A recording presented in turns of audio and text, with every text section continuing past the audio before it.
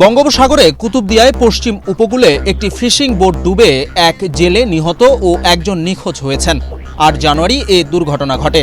ডুবে যাওয়া বোটটির নাম FB নুরুন নাহার। এক্সট্রিম মশার কয়েল প্ল্যান্ট ফাইবার দিয়ে তৈরি, তাই সহজে ভাঙে না, সুগন্ধিযুক্ত ও নিরবিচ্ছিন্নভাবে জ্বলে। ডেঙ্গু, চিকুনগুনিয়া বাহি সহ যে কোনো মশার বিরুদ্ধে দেয় এক্সট্রিম সুরক্ষা। বোটটিতে মাঝি মোল্লা সহ মোট ১৭ জন জেলে ছিলেন।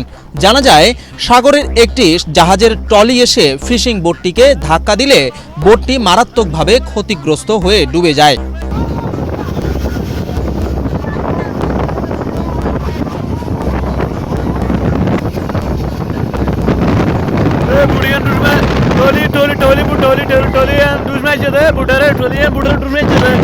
বোটটিতে ওয়্যারলেস না থাকায় তাৎক্ষণিকভাবে যোগাযোগ করা সম্ভব হয়নি। পরে আশেপাশের অন্যান্য ফিশিং বোট এগিয়ে এসে জেলেদের উদ্ধার করে। খবর পেয়ে ঘটনাস্থলে বাংলাদেশ নৌবাহিনীর একটি জাহাজ পৌঁছে উদ্ধার ও তল্লাশি কার্যক্রমে সহযোগিতা করে।